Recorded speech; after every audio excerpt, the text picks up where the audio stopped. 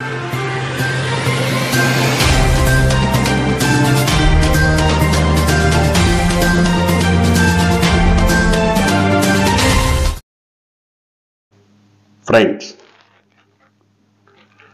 ఆంధ్రప్రదేశ్లో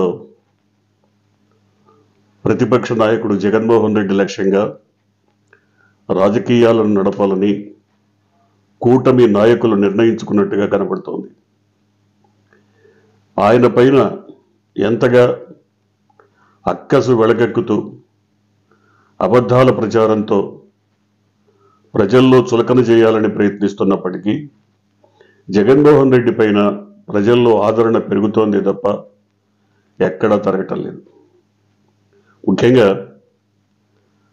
జగన్మోహన్ రెడ్డి విషయంలో అనేక అంశాలను తెర మీదకు తీసుకొచ్చి అసంబద్ధమైన అబద్ధాలతో ఆయన్ని బదనాం చేయాలని లేదా చులకన చేయాలని, ఆయన పట్ల ప్రజల్లో ఉన్నటువంటి ఆదరణను తగ్గించాలని అనేక విధాల ప్రయత్నిస్తున్నారు. మనం నిన్ననే చెప్పుకున్నట్టు ఒక అంశం తెరమరుగు కాగానే, ఒక అంశం ప్రజల దృష్టి నుంచి మరిలిపోగానే కొత్త అంశాన్ని తీసుకొచ్చి తెర మీదకి తీసుకొచ్చి రచ్చ చేసి రాజకీయం చేసి ప్రజల సమస్యలపై నుంచి దృష్టి మరల్చడానికి చేస్తున్న అనేక రకాల ప్రయత్నాల్లో ఇదొకటిగా కనపడుతోంది. ముఖ్యంగా ప్రజా సమస్యలను గాలికొదిలి రాష్ట్రంలో అనేక సమస్యలు ఉన్నాయి. రహదారుల సమస్యలు ఉన్నాయి, విద్యకు సంబంధించిన సమస్యలు ఉన్నాయి, విద్యార్థుల సమస్యలు ఉన్నాయి, రైతుల సమస్యలు ఉన్నాయి, నిరుద్యోగుల సమస్యలు ఉన్నాయి. వీటన్నిటినీ పక్కన పెట్టి కేవలం జగన్మోహన్ రెడ్డి పైన కక్ష సాధింపు, జగన్మోహన్ రెడ్డికి సహకరించిన వారిపైన కక్ష సాధింపు ఇదే లక్ష్యంగా పనిచేస్తున్నట్టుగా కనబడుతోంది. జగన్మోహన్ రెడ్డి లక్ష్యంగా ఎంతగా ఆయన్ను చులకన చేయాలని చూస్తున్నప్పటికీ ఆయన విలువ అంతకంతకు పెరుగుతూనే ఉంది తప్ప ఎక్కడా తరుగుతున్నట్టుగా కనబడలేదు. ముఖ్యంగా నిన్న మొన్నటి వరకు తిరుమల లడ్డూ వ్యవహారంలో జగన్మోహన్ రెడ్డిని అన్పాపులర్ చేయటానికి ఆయన ఏదో స్వయంగా వెళ్ళి నెయ్యి కొనుగోలు చేసినట్టు, లేదా ఆ నేతిని ఆయనే లడ్డూలు తయారు చేసినట్టు, లేదా వాటిని ఆయనే భక్తులకు పంచినట్టు ప్రపంచవ్యాప్తంగా ఒక ప్రచారం చేయటానికి, జగన్మోహన్ రెడ్డిని బదనాం చేయటానికి చేసిన ప్రయత్నాలన్నీ దాదాపుగా బెడిసికొట్టాయి. చివరికి వాళ్ళ ఆర్ఎస్ఎస్ వాదులు కానీ, విహెచ్పి వాదులు కానీ వాళ్ళందరూ కూడా నిజంగానే ఒకవేళ తిరుమల తిరుపతి దేవస్థానం లడ్డూలో ఏ మేరకైనా కల్తీ జరిగి ఉంటే, మరి జంతువుల కొవ్వు లాంటివి కలిసి ఉంటే ఈ దురాగతానికి కారకులెవరో విచారణ జరిపి శిక్షించాలని కోరుతున్నాయి.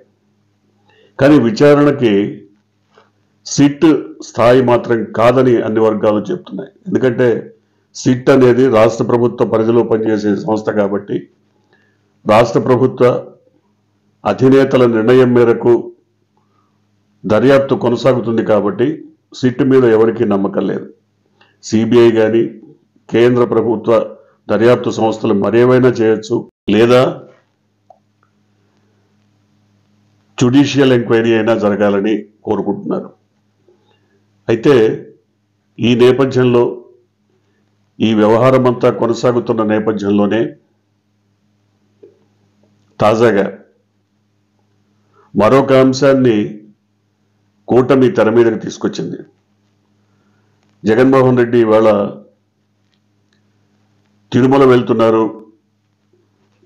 దైవ దర్శనం చేసుకుంటారు, కూటమి చేసిన పాప కార్యక్రమాలకు, పాప ప్రక్షాళనకు ఆయన పూజలు నిర్వహిస్తారు. రాష్ట్ర వ్యాప్తంగా కూడా వైసీపీ శ్రేణులు ఈ మేరకు పూజలు చేయాలని, శనివారం నాడు ప్రత్యేక పూజలు జరపాలని నిర్ణయించారు. కానీ ఈ ప్రత్యేక పూజలు చేయటం కోసం శ్రేణుల మాట ఎలా ఉన్నా జగన్మోహన్ రెడ్డి తిరుమల రావడానికి వీల్లేదు. దీన్ని ఒక రచ్చ చేయాలి, ఆయన రాకుండా కట్టుదిట్టమైనటువంటి చర్యలు తీసుకోవాలి. ముందే 30 సెక్షన్ 30ని ప్రయోగించి అక్కడికి ఎవరూ రాకూడదు, జనం రాకూడదు, ఎవరూ గుమికూడకూడదు, ఇలాంటి నిషేధాజ్ఞలు పెట్టి ఆయన రాకుండా చేయాలి. తిరుమల రాకుండా చేస్తే వచ్చేటువంటి ప్రయోజనం ఏంటి? ఇది కూటమి ఆలోచించుకోవాలి. ఎందుకంటే ఒక సమస్య తర్వాత ఒకటి ఆయన మీద ఏదో ఒక రకంగా బురద జల్లి రచ్చ చేసి ప్రజల్లో చులకన చేయాలని భావిస్తే మరింత ఆదరణ పెరుగుతుందే తప్ప తరగటలేదు. ముఖ్యంగా ఇప్పుడు ఈ అంశం, ఆయన అన్యమతస్థుడు కాబట్టి ఒక డిక్లరేషన్ ఇచ్చి ఆయన తిరుమల వెళ్ళాలి, దర్శనానికి వెళ్ళాలి. డిక్లరేషన్ ఆయన గతంలోనే డిక్లరేషన్ ఇచ్చారు. ప్రతి సందర్భంలోనూ వెళ్ళిన ప్రతిసారి డిక్లరేషన్ ఇవ్వాల్సిన అవసరం లేదని గతంలో టీటీడీ ఈవోగా ఉన్న ఎల్వి సుబ్రహ్మణ్యమే చెప్పారు. మళ్ళీ ఇప్పుడు కొత్తగా చెప్పాల్సినటువంటి అవసరమేం లేదు. అయితే ఇప్పుడు ఆయన డిక్లరేషన్ ఇచ్చి వెళ్ళాలి అంటే ఏదో ఒక రచ్చ జరగాలి, గందరగోళం జరగాలి, తద్వారా జగన్మోహన్ రెడ్డిని బదనాం చేయాలి. ఈ లక్ష్యమే ఉంది కాబట్టి ఈ అంశాన్ని మళ్ళీ తెర మీదకి తీసుకొచ్చారు. ఆయన బ్రహ్మోత్సవాల సందర్భంగా కానీ తిరుమలలో జరిగే అనేక కార్యక్రమాల్లో జగన్మోహన్ రెడ్డి గత 5 సంవత్సరాలుగా నేరుగా పాల్గొన్నారు. అనేక రకాల పూజాధికాల్లో ఆయన భాగస్వామి అయ్యారు, పూజలు నిర్వహించారు. మరి ఇటువంటి పరిస్థితుల్లో తాజాగా మళ్ళీ డిక్లరేషన్ ఇవ్వాలని కోరటం ఏంటి? అంటే ఏదో ఒక అంశాన్ని తెర మీదకి తీసుకొచ్చి రచ్చ చేసి ప్రజల అటెన్షన్ అంతా దాని మీదకి వెళ్ళేట్టుగా మనం చేయాలి. అంతే తప్ప ఇక్కడ ఏదో నిజమైనటువంటి ప్రజా సమస్య ఉంది, దీని మీద మనం ఏదో కొట్లాడుతున్నామని భావించేలా కాదు. ముఖ్యంగా తిరుమల వెళ్ళడానికి జగన్మోహన్ రెడ్డి డిక్లరేషన్ ఇచ్చినా ఇవ్వకపోయినా ప్రజలకే సంబంధం. ప్రజా సమస్యలను గాలికొదిలి ఇలాంటి అంశాల మీద దృష్టి కేంద్రీకరించిన కూటమి ప్రభుత్వం ఏం సాధించగలుగుతుంది? ప్రజా సమస్యల పరిష్కారాన్ని గాలికొదిలేసి ఇలాంటి పనికిమాలిన అంశాలపైన దృష్టి కేంద్రీకరిస్తున్న కూటమి ప్రభుత్వం ఇప్పటికే ప్రజల్లో పలచనైపోయింది. చాలామంది దీని గురించి మాట్లాడుతున్నారు. ఎన్ని చెప్పినా ఏం చేసినా ప్రజా సమస్యల విషయంలో కూటమి వైఫల్యం ప్రజల్లో చర్చనీయాంశం కాకుండా ఉండటం కోసం ఇలాంటి పనికిమాలిన అంశాలని తెర మీదకి తీసుకొస్తున్నారు. తాజాగా డిక్లరేషన్ అంశం ఇంతగా రచ్చ చేసి రగడ చేసి నిన్న మొన్నటి వరకు సాగించినటువంటి లడ్డూ వ్యవహారాన్ని ప్రజలు మర్చిపోతారంటే మర్చిపోకపోవచ్చు, లేదా మర్చిపోవడం కోసమే తాజాగా డిక్లరేషన్ అంశాన్ని తెర మీదకి తీసుకురావచ్చు. కానీ డిక్లరేషన్ అంశం అయిపోయిన తర్వాత మరొక అంశం తెర మీదకి వస్తుంది. అంశం ఏదైనా, చర్చ ఏదైనా, రచ్చ ఏదైనా జగన్మోహన్ రెడ్డి కేంద్రంగానే, జగన్మోహన్ రెడ్డి లక్ష్యంగానే కొనసాగుతుంది. అంటే ఎట్టి పరిస్థితుల్లో ఏం చేయాలన్నా జగన్మోహన్ రెడ్డిని ఎదుర్కోవడం కష్టం. ఈ విధంగా ప్రజల్లో ఆయన పలుకుబడిని, ఆదరణను, ప్రజాదరణను తగ్గిస్తే తప్ప వచ్చే ఎన్నికల్లో కూడా ఎదుర్కోలేమన్న భావన కూటమిలో కనబడుతోంది. ఎందుకంటే జగన్మోహన్ రెడ్డి ఒంటరిగా పోటీ చేసి 40% ఓట్లు సాధించారు. మరోపక్క ముగ్గురు పొత్తులో పోటీ చేసి, ముగ్గురు కలగలిసి ఆయన మీద పోటీ చేసి దాదాపు 10% తేడాతో కూటమి అధికారంలోకి వచ్చింది. ఈ 10% ఓట్ల తేడాన్ని ఈ 5 ఏళ్లలో ఆయన అధిగమించి 2029లో విజయం సాధిస్తారన్న భయం కూటమిని ఇప్పటి నుంచే వెంటాడుతోంది.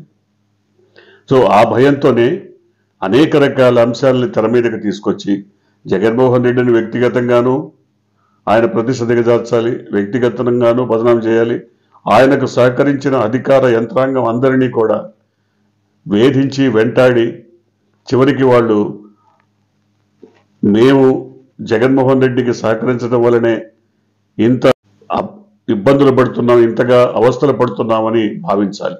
అంటే ఇతర అధికారులు ఎవరూ కూడా ఒకవేళ ఆయన మళ్ళీ అధికారంలోకి వచ్చినా ఆయనకు సహకరించకుండా ఇప్పటి నుంచే పునాదులు వేయాలి. సో ఈ రకమైనటువంటి ప్రయత్నాల మీద దృష్టి కేంద్రీకరించినటువంటి ప్రభుత్వం ప్రజలకు జరుగుతున్నటువంటి అన్యాయాలను గురించి కానీ, ప్రజా సమస్యల గురించి కానీ, అసలు పరిష్కార మార్గాలను గురించి కానీ ఎక్కడ ఏ రకమైన నిర్ణయం తీసుకోలేదు. అయితే ఒకే ఒక్క అంశం, కేంద్ర ప్రభుత్వానికి కావాల్సింది ఏపీ స్టీల్స్ని అమ్మేయటం, ఆంధ్రప్రదేశ్ ప్రభుత్వానికి కావాల్సింది అమరావతిని ఏదో విధంగా 1000 కోట్లు పెట్టి నిర్మాణం చేయటం.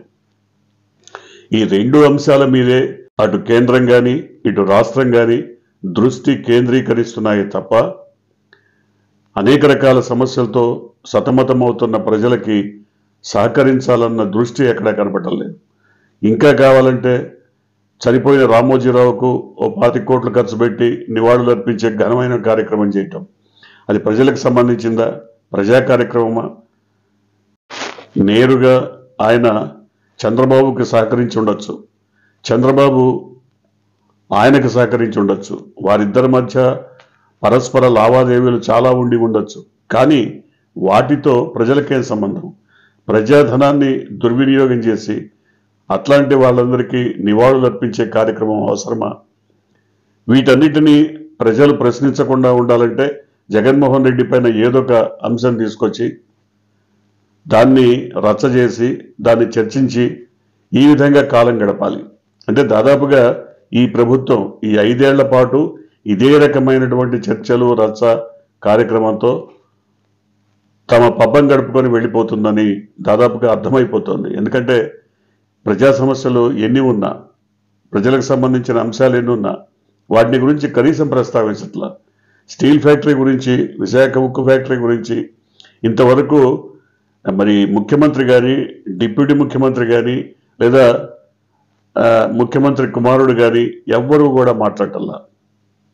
అది నిజానికి చాలా రాష్ట్రానికి సంబంధించినటువంటి వేలాది మంది జీవితాలతో ముడిపడి ఉన్నటువంటి సమస్య, కానీ దాని గురించి మాట్లాడరు. అదొకటే కాదు, సూపర్ 6 పేరుతో 6 అంశాలని తెర మీదకి తీసుకొచ్చారు, ఒక్కటి కూడా సక్రమంగా నెరవేర్చలేకపోయారు.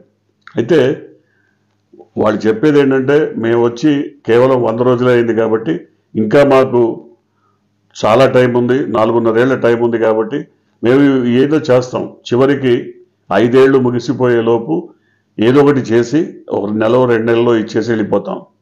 దాదాపు 20 లక్షల మందికి ఉద్యోగాలు ఇస్తామన్నారు. ఏటా 4 లక్షల మందికి, దాదాపుగా 4 లక్షల మందికి ఉద్యోగాలు ఇచ్చే ప్రతిపాదనలు ఏమైనా చేశారా? లేదు. మరి జగన్మోహన్ రెడ్డి అమ్మఒడి పేరుతో డ్రాప్ అవుట్స్ని ఆకర్షించడానికి తీసుకున్నటువంటి పథకం, తల్లికి వందనం పేరుతో మీరు పుట్టిన ప్రతి బిడ్డకు ఇస్తామన్నారు, దాని మీద ఏదైనా ప్రతిపాదనలు చేశారా? అది కూడా లేదు. వచ్చే ఏడాది నుంచి అన్నారు, వచ్చే ఏడాది చేయడానికి కూడా ప్రతిపాదనలు ఏమీ లేవు. ఏదైనా సరే, వాళ్ళు చెప్పినవి ఏదైనా సరే వాటి మీద నిబద్ధతతో కృషి చేస్తున్నారా, ఏ రకమైన విధి విధానాలు రూపొందిస్తున్నారు, ఇవన్నీ కూడా ప్రజలకు తెలియటం లేదు.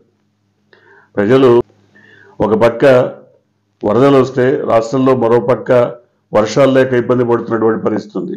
మరి అట్లాంటి చోట్ల ఏ రకమైన ప్రత్యేక కార్యక్రమాలు చేస్తున్నారు? రైతులకు మీరిచ్చే భరోసా ఏంటి? జగన్మోహన్ రెడ్డి ఉన్నప్పుడు రైతు భరోసా పేరుతో ఏదో సంవత్సరానికి ఎంతని 15,000 16,000 ఇచ్చేవాడు, మీరు 20,000 ఇస్తామన్నారు. ఏదది? ఇంతవరకు అది కూడా ఇవ్వలేదు. ఖరీఫ్ అప్పుడే స్టార్ట్ అయిపోయింది, మరి సెకండ్ క్రాప్ కన్నా ఇస్తారా లేదా తెలియదు. ఇలాంటి అనేక సమస్యల్ని మరి ముందుంచుకొని కూడా వీటన్నిటినీ పక్కదారి పట్టించి కేవలం జగన్మోహన్ రెడ్డి లక్ష్యంగా, జగన్మోహన్ రెడ్డి కేంద్రంగా కూటమి ప్రభుత్వానికి సంబంధించిన కూటమిలో ఉన్నటువంటి పార్టీల శ్రేణులన్నీ కూడా రోడ్ల మీదకి వచ్చి రచ్చ చేయటం మాత్రం ప్రజానీకాన్ని ఆశ్చర్యపరుస్తోంది.